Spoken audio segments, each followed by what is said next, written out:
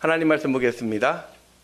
하나님의 말씀은 사도행전 2장 1절에서 13절입니다.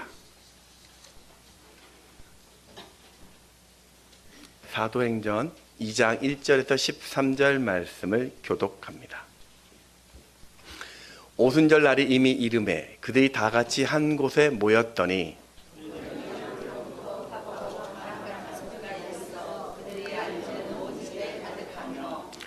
마치 불의 혀처럼 갈라지는 것들이 그들에게 보여 각 사람 위에 하나씩 임하여 있더니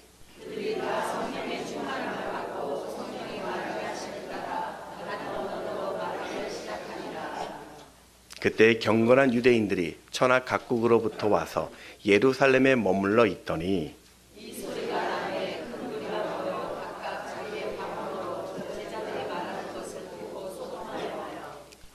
다 놀라 신기하게 여겨 이르되 보라 이 말하는 사람들이 다 갈릴리 사람이 아니냐.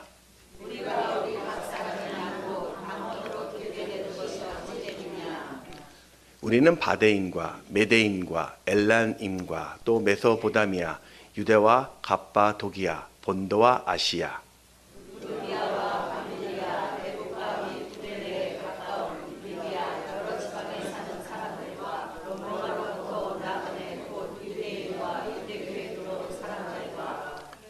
그레세인과 아라비아인들이라. 우리가 다 우리의 각 언어로 하나님의 큰 일을 말함을 듣는도다 하고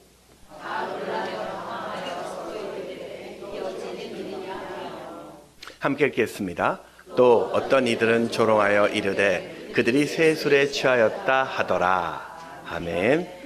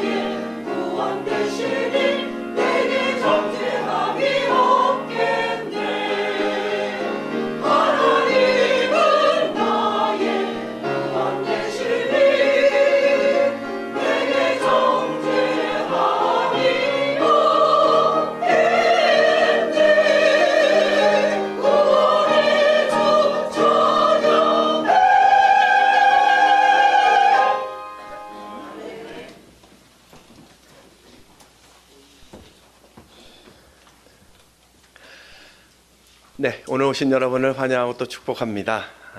네. 여러분, 노쇼라는 그 말을 아시죠? 그 예약 부도라는 뜻인데, 예약을 했지만 예약자가 나타나지 않아서 피해를 입는 경우 쓰는 단어 같습니다.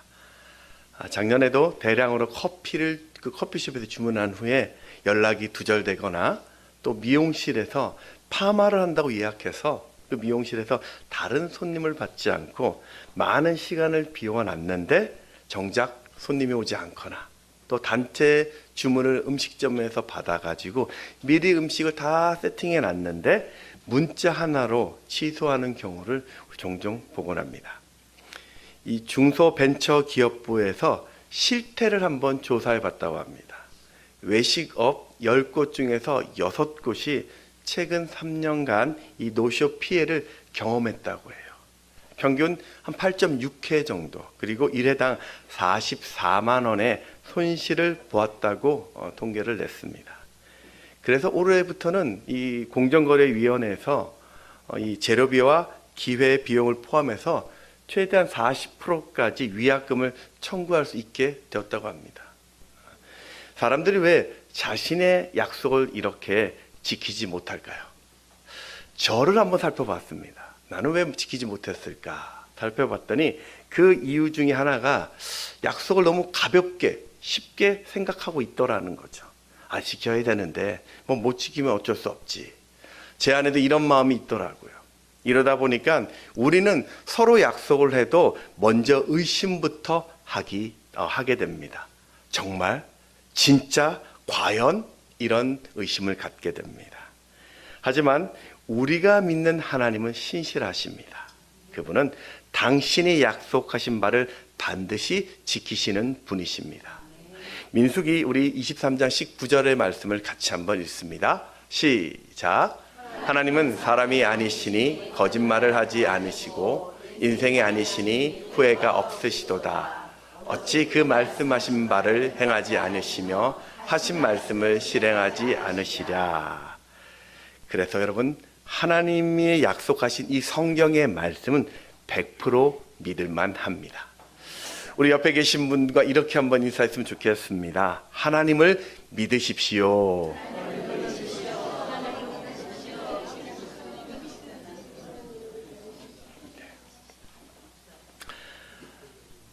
예수님은 승천을 이제 준비하시면서 본문에 이 땅에 남겨진 이 제자들에게 증인의 사명을 주십니다. 그리고 그 사명을 잘 감당할 수 있도록 성령을 주시겠다고 약속하셨습니다. 120명의 성도들은 예루살렘을 떠나지 않고 하나님이 약속하신 것을 기다리고 있었습니다. 사도행전 2장 1절을 보면 오순절 날이 이미 이름에 그들이 다 같이 한 곳에 모였더니 그리고 10일 후에 오순절이 되니 그들에게 성령이 임합니다. 우리 3절 말씀을 같이 읽습니다. 시작. 마치 불의 엿처럼 갈라지는 것들이 그들에게 보여 각 사람 위에 하나씩 임하여 있더니. 오늘 저는 하나님께서 왜 제자들에게 성령을 보내주셨는지를 묵상하면서 21세기를 살고 있는 우리들에게 성령 충만이 주는 의미가 무엇인지를 세 가지로 살펴보고자 합니다. 첫 번째, 성령 충만하면 새 사람이 됩니다. 우리는 흔히 쉽게 변하지 않는 우리의 이런 습관들을 말할 때 이런 이야기를 합니다. 사람은 고쳐 쓰는 게 아니다. 그런 말 들어보셨습니까? 3살 버릇 80까지 간다. 예전에 읽었던 책에 재미있는 그 예화 글이었는데 아주 웃은 글이 있어서 좀 소개를 해보려고 합니다. 평생 절을 다니셨던 분이 어떻게 누군가의 어떤 전도를 받고 이제 교회에 처음 나오게 됐습니다. 그러니 얼마나 교회 문화나 이런 시설들이 좀 낯설겠습니까? 전도한 사람이 이렇게 저렇게 소개를 하게 됩니다. 이분은 누구고 이분은 누구십니다. 이분은 청소년부를 담당하는 목사님이십니다. 이분은 찬양을 담당하시는 목사님이십니다. 이분은 교구를 담당하시는 목사님이십니다. 그러면서 저분은 담임 목사님이십니다. 그랬더니 뭐 좀 갸웃갸웃 거리는 거야. 그래서 이제 전도하신 분이 설명을 합니다.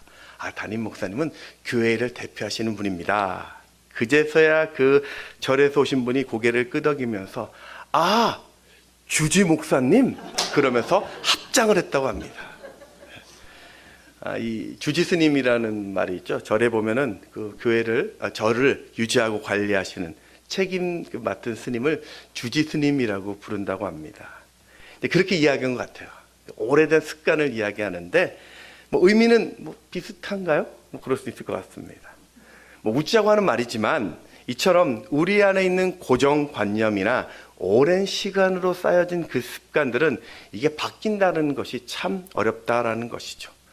아마 여러분도 혹시 고향이 지방이신 분들은 아무리 타지에 오래 살아도 불쑥 고향의 그 사투리가 나오는 경우는 우리가 또 경험합니다.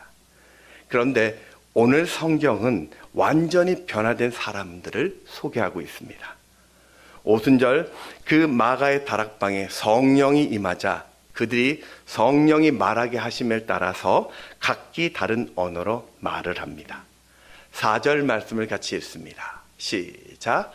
그들이 다 성령의 충만함을 받고 성령이 말하게 하심을 따라 다른 언어들로 말하기를 시작하니라. 이 당시 유대인들은 나라가 멸망당했기 때문에 전 세계에 흩어져 살았습니다. 그러다가 6월절이 되면 예루살렘으로 다 모여서 제사를 지냅니다.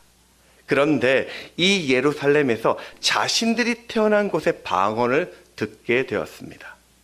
놀라운 것은 이 방언을 한 사람들은 자신의 지역에 한 번도 간 적 없던 이 지역에 살던 시골 사람들이었습니다. 이게 무슨 일인가 싶어서 소동이 일어났습니다. 오늘 6절에서 8절 말씀을 같이 또 읽습니다. 시작. 이 소리가 나매 큰 무리가 모여 각각 자기의 방언으로 제자들이 말하는 것을 듣고 소동하여 다 놀라 신기하게 여겨 이르되 보라, 이 말하는 사람들이 다 갈릴리 사람이 아니냐? 우리가 우리 각 사람이 난 곳 방언으로 듣게 되는 것이 어찌 됨이냐? 성경에는 방언에 대해서 두 가지를 소개하고 있습니다. 그 하나는 고린도 전서에 나오고 있는 천국 방언처럼 누군가의 방언 통역을 있어야만 해석이 되는 신비한 언어가 하나 있고, 또 하나는 오늘 본문처럼 나오는 세상 나라의 다른 언어를 말합니다. 혹시 우리 중에 방언에 대해서 부정적으로 생각하시는 분 계십니까? 근데 여러분, 그 성경에서 이 둘을 다 소개하고 있으니까 혹시라도 우리에게 하나님 주신 은사로 선물을 주신다라면 감사히 받아 누리시면 됩니다. 중요한 것은 그들이 방언으로 무엇을 말했느냐라는 것입니다. 각기 다른 나라의 사람들이 이 방언을 통해 들었던 것이 딱 한 가지였습니다. 그게 뭐냐면 하나님의 큰 일입니다. 11절 하반절에 보면 우리가 다 우리의 각 언어로 하나님의 큰 일을 말함을 듣는도다 하고, 이 하나님의 큰 일이 무엇일까요? 바로 예수님이 이 땅에 오셔서 십자가에서 우리의 죄를 대속하셨고 3일 만에 부활하셔서 하나님의 구원을 이루셨다. 그러니까 하늘로부터 성령이 임하자 120명의 성도들이 한 목소리로 외쳤던 것이 복음이었습니다. 여러분, 성령 충만하면 언어가 달라집니다. 언어가 달라진다라는 말은 우리 인생의 소속이 달라진다라는 뜻입니다. 이 땅에 사는 사람들에게는 크게 두 부류로 구분될 수 있습니다. 그 한 부류는 하늘에 속한 사람, 또 한 부류는 땅에 속한 사람입니다. 땅에 속한 사람들은 이 땅에서 무엇을 먹을까, 무엇을 입을까, 또 무엇을 또 마실까를 걱정합니다. 내가 어떻게 하면 이 땅에서 성공할 수 있을까? 내가 어떻게 하면 이 땅에서 더 누릴까? 어떻게 하면 더 소유할 것에 대해서만 관심이 있습니다. 그래서 땅에 속한 사람들은 모든 기준이 내 자신입니다. 그러니 언어도 나를 드러내고 나를 자랑하는 말로 가득 채워져 있어요. 문제는 자신을 자랑하는 말은 언제나 갈등을 일으키고 분열을 만듭니다. 왜냐하면 우리는 부패한 이 죄성을 갖고 있기 때문에 내 마음을 다스릴 수 없습니다. 끊임없이 서로에게 상처를 주고받으면서 살게 되어 있는 것이죠. 하지만 하늘에 속한 사람들은 이 땅에서 하나님 나라와 또 그의 의를 구하며 살게 됩니다. 내가 어떻게 하면 하나님의 기쁘심이 될 수 있을까? 내가 무엇을 하는 것이 하나님의 영광이 될까에 더 관심을 가집니다. 하늘로부터 임하신 그 성령이 내 마음의 중심에 자리 잡고 있기 때문에 우리는 그 성령의 통제를 받기 때문입니다. 그게 바로 새 사람으로 변화된다라는 말입니다. 이스라엘의 초대 왕이었던 사울을 보십시오. 사실 사울은 베냐민 지파의 좋은 가문에서 태어났고 외모도 준수했습니다. 이 외모가 준수했다라는 말은 아름답다, 잘생겼다라는 뜻도 있지만 또 그 안에는 도덕적이다, 겸손하다라는 의미도 담겨져 있습니다. 그만큼 이 사울이라는 청년은 왕이 될 자질을 갖춘 사람이었습니다. 사무엘은 그를 찾아와서 그에게 왕으로 기름 붓습니다. 그리고 너에게 곧 여호와의 영이 임할 것인데 또 너는 그 예언을 하게 될 것이고 새 사람이 될 것이라고 말을 전합니다. 사무엘상 10장 6절에 보면은 내게는 여호와의 영이 크게 임하리니 너도 그들과 함께 예언을 하고 변하여 새 사람이 되리라. 예언을 하고 새 사람이 된다라는 이 말의 의미는 사울이 무슨 사무엘처럼 선지자가 되어서 백성들에게 말씀을 선포하거나 가르친다라는 의미가 아니라 하나님이 너를 이스라엘의 왕으로 세우셨다라는 것을 보여주시는 증거를 바로 이렇게 예언한 것입니다. 실제 사울은 하나님의 영이 임함으로 예언을 합니다. 그래서 사울은 내가 진짜 하나님의 사명을 받았다라는 것을 확인하고 그 사명 받은 자로 살게 됩니다. 바로 이 내적 확신이 성령이 주신 새 마음이었고 변화된 새 사람의 모습이었습니다. 우리가 알고 있는 예수님의 제자들의 모습을 보십시오. 그들은 예수님과 3년 동안을 함께 했습니다. 가장 가까이 있어서 예수님을 보았고 천국의 가르침을 받았습니다.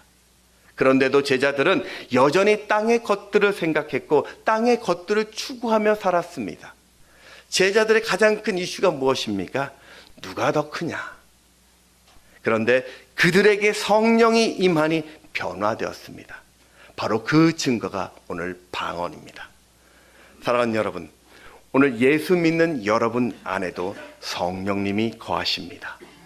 고린도전서 3장 16절의 말씀 같이 읽습니다. 시작. 너희는 너희가 하나님의 성전인 것과 하나님의 성령이 너희 안에 계시는 것을 알지 못하느냐. 그렇습니다. 오늘 여러분은 하나님의 자녀입니다. 더 이상 세상에 속한 사람이 아니라는 것입니다. 그리스도께 속한 새 사람이라는 것이죠.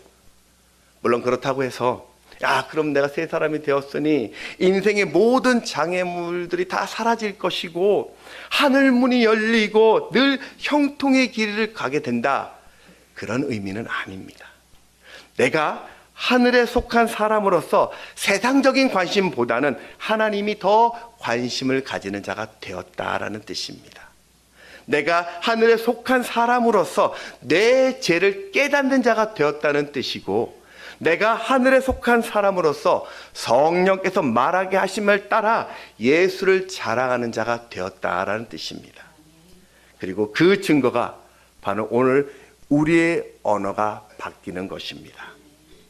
늘 부정을 말하던 사람이 갑자기 긍정을 말하기 시작하고, 불평하던 그 사람의 입술 속에서 감사의 말이 나오기 시작하고, 비방하는 사람이 격려를 이야기하고 염려와 걱정 대신에 기쁨을 말하더라는 거죠. 이게 성령 충만의 결과입니다. 사랑하는 여러분, 오늘 여러분은 무슨 이야기를 하고 계십니까?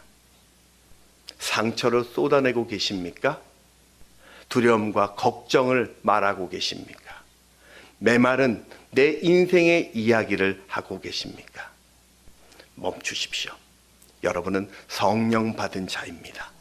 성령 충만한 사람은 그런 시시한 말 대신에 하나님의 진리를 말합니다. 성령 충만한 사람은 하고 싶은 말이 많아도 절제하며 성령의 말하게 하심을 따라서 치유와 용서와 생명을 주는 용기를 말하게 됩니다. 그러니 오늘 내 힘으로 사는 이 삶을 청산하시고 성령의 언어로 말하는 성령 충만한 여러분 되시기를 주의 이름으로 축원합니다. 두 번째는 성령 충만하면 세상에서 당당해집니다. 세계 각지에서 온 사람들이 자신들의 언어로 하나님의 큰 일을 들었을 때 반응은 두 가지였습니다. 첫 번째 반응은 놀라움이었습니다. 아니, 저 갈릴리 촌놈들이 어떻게 내가 살던 나라의 말을 할 수 있을까? 아무리 배움 없던 사람이 어떻게 저렇게 하나님의 일을 저렇게 말할 수 있냐라는 것입니다. 그런데 그런 놀라움은 곧 조롱으로 바뀝니다. 13절을 우리 같이 읽습니다. 시작. 또 어떤 이들은 조롱하여 이르되 야야 쟤네들 정신이 없는 거야, 술 취한 주정일 거야. 그때 베드로가 나서죠. 14절 상반절에 보면 베드로가 11사도와 함께 서서 소리를 높여 이르되, 한번 상상해 보십시오. 베드로 앞에 모인 이 사람들은 수는 최소 3,000명 정도 되었습니다. 그들 대부분은 베드로와 제자들을 무시하는 듯한 표정으로 쳐다보고 있었을 것입니다. 사실 이들은 오순절을 지키기 위해서 굉장히 먼 나라에서 예루살렘까지 온 사람들이었습니다. 그만큼 이 하나님에 대한 열심이 있었던 사람들이고 물질적으로도 여유 있었던 사람이었습니다. 그 사람들 눈에 비춰진 베드로는 말 그대로 하찮은 사람이었습니다. 그럼에도 베드로는 주눅들지 않고 담대히 전합니다. 시골 촌사람이라고 하찮게 주변에 생각해도 개의치 않았습니다. 술 취했다고 조롱해도 두려워하지 않았습니다. 너희들은 십자가에 죽은 저주받은 예수를 따르는 이단이라고 몰아붙여도 베드로는 주눅들지 않았습니다. 지금 이들은 예전에 예수를 부인하던 그런 나약한 제자들이 아니었습니다. 도대체 어떻게 된 일일까요? 똑같은 사람인데 왜 이런 일이 벌어졌을까요? 성령이 임했기 때문입니다. 여러분, 이렇게 성령 충만하면 담대함을 얻습니다. 잘 모르겠는데, 여전히 힘든데, 여전히 고통스럽는데 그걸 이겨낼 용기를 얻습니다. 왜냐하면 지금 내 앞에 있는 이 문제보다 더 크신 하나님이 나와 함께 하심을 알기 때문입니다. 우리 요한복음 14장 16절의 말씀을 같이 읽습니다. 시작. 내가 아버지께 구하겠으니 그가 또 다른 보혜사를 너희에게 주사 영원토록 너희와 함께 있게 하리니. 예수님은 이 성령을 보혜사라고 이야기하죠. 보혜사라는 뜻은 원어로는 파라클레토스라고 합니다. 그래서 늘 따라다니시는 분, 늘 나를 도우시는 분, 늘 나를 변호하신 분이라는 뜻입니다. 쉽게 말해 보겠습니다. 저희 교회 유치부에 한승윤 집사님의 아들 이수가 있습니다. 여기 귀염둥이가 있죠? 예. 이수 옆에는 늘 누가 있을까요? 임혜연 집사님이 늘 따라다니십니다. 언제나 임 집사님의 눈은 곁에 있는 이수를 바라보면서 돕고 그 아이를 안전하게 지킵니다. 바로 이런 어머니와 같은 모습이 바로 성령이 우리와 함께하는 모습입니다. 바벨론의 느부갓네살 왕은 자신이 세운 금신상에 절하지 않는 자는 누구를 막론하고 맹렬히 타는 풀무불에 던지라는 명령을 합니다. 그때 사드락과 메삭과 아벳느고는 왕의 그 명령을 거절하죠. 그러면서 자신은 그 풀무불에 던져져도 살아계신 하나님께서 자신들을 구원할 것이라고 담대하게 외칩니다. 다니엘 3장 17절 말씀을 같이 읽습니다. 시작. 왕이여, 우리가 섬기는 하나님이 계시다면 우리를 맹렬히 타는 풀무불 가운데서 능히 건져내시고 왕의 손에서도 건져내시리이다. 그렇게 풀무불에 던져졌습니다. 그랬더니 성령 하나님이 그들을 안전하게 지켜주십니다. 다니엘 3장 25절에 보면 왕이 또 말하여 이르되 내가 보니 결박되지 아니한 네 사람이 불 가운데로 다니는데 상하지도 아니하겠고 그 넷째의 모양은 신들의 아들과 같도다. 에이 목사님, 저 다니엘의 세 친구들이 저렇게 구원받을 것을, 보호받을 것을 미리 알고 있었으니까 저렇게 왕에게 담대하게 얘기한 것 아니겠습니까? 과연 그럴까요? 이 17절의 말씀 다음에 말씀이 이런 말씀이 있었죠. 18절 말씀을 같이 읽습니다. 시작. 그렇게 하지 아니하실지라도 왕이여 우리가 왕의 신들을 섬기지도 아니하고 왕의 세우신 금신상에게 절하지도 아니할 줄 아옵소서. 지금 다니엘의 세 친구들은 자신이 살던 죽던 그런 결과에 상관없이 담대하게 맞섰습니다. 이건 보혜사 성령님께서 그들과 함께 하심을 알았기 때문입니다. 한번 이야기했습니다. 여러분, 터키 성지순례에 가면 데링쿠유라는 지하 도시가 있습니다. 이것은 초대 기독교인들이 로마의 박해를 피해서 숨어 살던 곳인데 지하 85m 깊이로 최대한 2만 명 정도가 거주한 지하 도시입니다. 600개 이상의 출입구와 통로로 이어진 하나의 어떤 도시인데요. 이곳에서 태어난 사람들은 평생 찬란한 태양빛 한번 보지 못하고 이 동굴 속에서만 살다가 죽습니다. 물론 동굴에는 빛이 들어오는 작은 공간이나 다양한 생활시설이 있었지만 그래도 폐쇄된 곳이었습니다.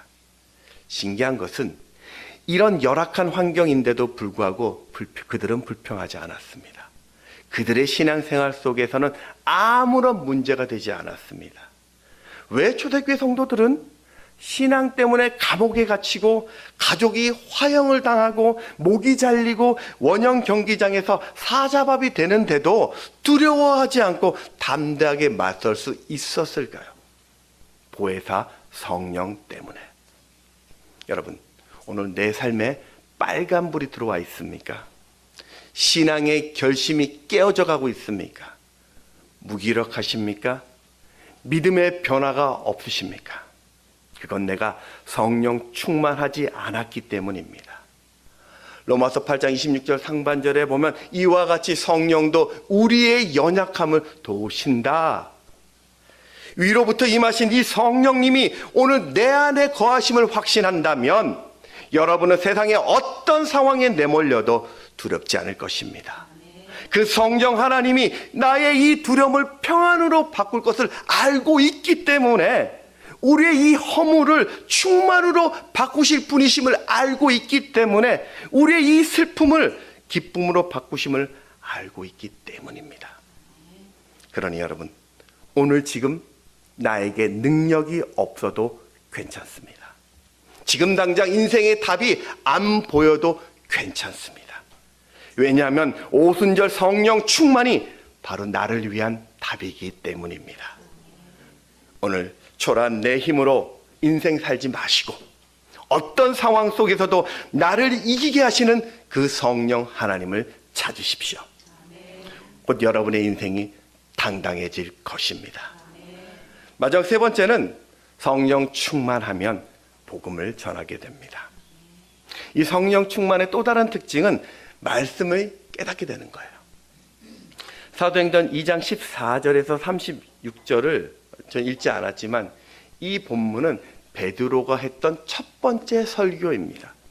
간단히 요약하면 이렇습니다. 야, 너희들이 우리를 보고 술 취했다라고 이야기하는데 지금 시간이 오전 9시다. 누가 이른 아침부터 무슨 술을 먹고 벗겠느냐. 지금 우리에게 일어난 이 신비한 현상은 요엘 선지자가 예언한 마지막 때에 부어지신다는 성령이다. 우리 가운데 성령님이 너희들에게 나사렛 예수가 누구신지를 확실하게 알려주시려는 것이다. 그 예수가 누구냐? 바로 하나님의 아들이시고 우리의 구원자 되신다. 이게 베드로의 설교였습니다. 지금 베드로는 복음의 핵심을 정확하게 전달했습니다. 여러분, 베드로가 어떻게 이런 명설교를 할 수 있었을까요? 알다시피 베드로는 가난한 어부였습니다. 예수님의 수제자라고 불렸지만 그는 언변이 뛰어나거나 바울처럼 학문이 깊은 사람도 아니었습니다. 사도행전 4장 13절에 보면 그들이 베드로와 요한이 담대하게 말함을 보고 그들을 본래 학문 없는 범인으로 알았다가. 그런데 오늘 베드로의 설교는 아주 논리정연하게 복음의 핵심만을 설명했습니다. 그 복음을 들었던 사람들이 마음에 찔려서 내가 어떻게 해야 되냐고 되묻습니다. 우리 2장 37절 말씀 같이 읽습니다. 시작. 그들이 이 말을 듣고 마음에 찔려 베드로와 다른 사도들에게 물어 이르되 형제들아 우리가 어찌할꼬 하거늘. 오늘 베드로는 누군가의 설교를 듣고 따라한 설교가 아니었어요. 틈틈이 학자들에게 조언을 구하면서 연구했던 설교문이 아니었습니다. 그런데 성령 충만하니까 성령님께서 과거 예수님께서 하셨던 그 말씀을 생각나게 하셔서 즉흥적으로 복음을 선포한 것입니다. 그런데 그 한 번의 설교로 3,000명이 예수 믿는 기적이 일어났습니다. 41절을 보면 그 말을 받은 사람들은 세례를 받음에 이날의 신도의 수가 3,000이나 더하리라.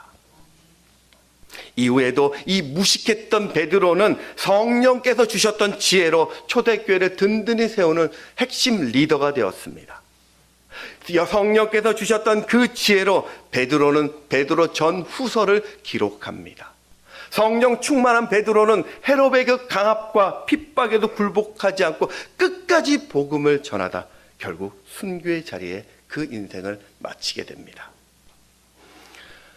원정수 권사님을 아십니까? 예전에 오래 들었던 분이시죠. 지금은 이제 미국에서 목회자가 되셨죠. 너는 내 것이라는 그 자신의 간증, 자신이 만난 하나님을 고백했던 분이십니다. 서울대 의대를 수석 졸업하고 전국 의사고시를 수석 합격했고 미국에 가셔서 또 암 전문의로 지금도 활동하고 계세요. 이분이 원래부터 공부를 잘한 분이 아닙니다. 고등학교 2학년 때 성적이 전교 480명 중에서 350등을 했던 사람입니다.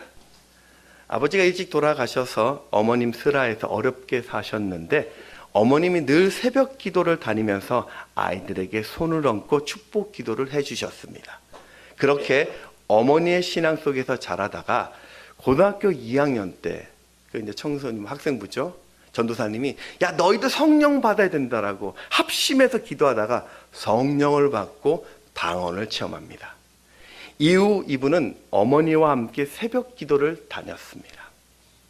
이분이 성령 받기 전에는 기도하라라면 할 말이 없었대요. 이렇게 기도했다고 합니다. 하나님, 그동안 별일 없으셨죠? 저도 잘 지냈습니다. 끝! 그게 기도의 전부였대요. 그런데 성령을 체험하니까 그렇게 하나님과 조잘조잘거리면서 대화를 하기 시작하고 또 방언으로 기도하다 보니까 5시간이 금방 지나가더래요. 또 성령을 받은 후부터는요 성경을 읽기 시작합니다. 그런데 희한하게도 성경을 눈으로 읽었는데 이게 머릿속에 그 성경이 빨려 들어오더래요. 이게 암기가 되는 거예요. 그대로.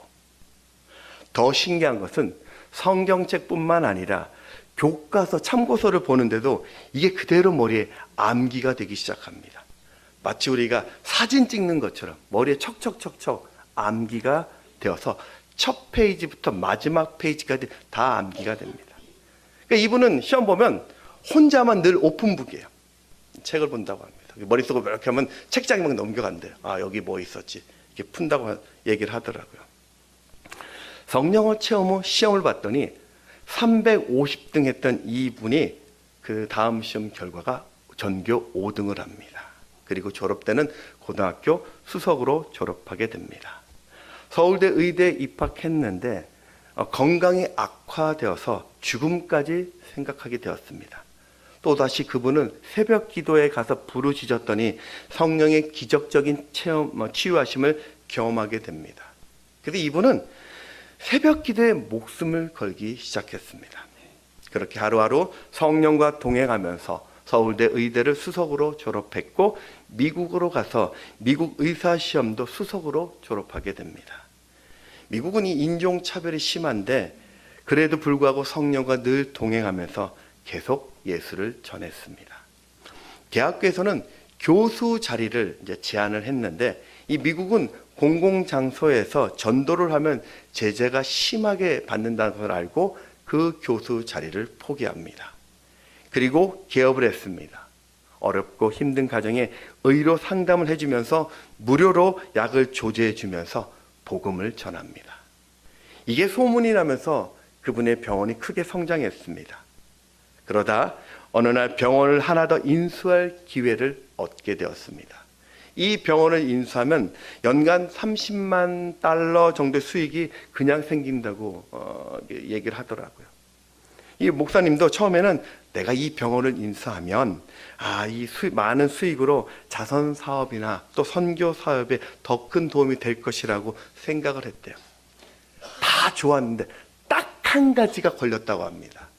그게 뭐냐면 지금도 병원이 바빠서 새벽 기도 시간이 줄고 있는데 새롭게 병원을 인수하면 그 새벽 기도 시간이 더 줄게 된다는 것, 그 딱 하나가 문제였습니다.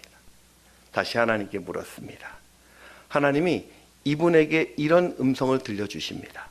나는 네가 나를 위해 어떤 일을 하는 것보다 나하고 어깨를 맞대며 대화하는 것이 더 좋다. 그 음성을 들려주셔서 이분은 이 병원 인수를 포기합니다.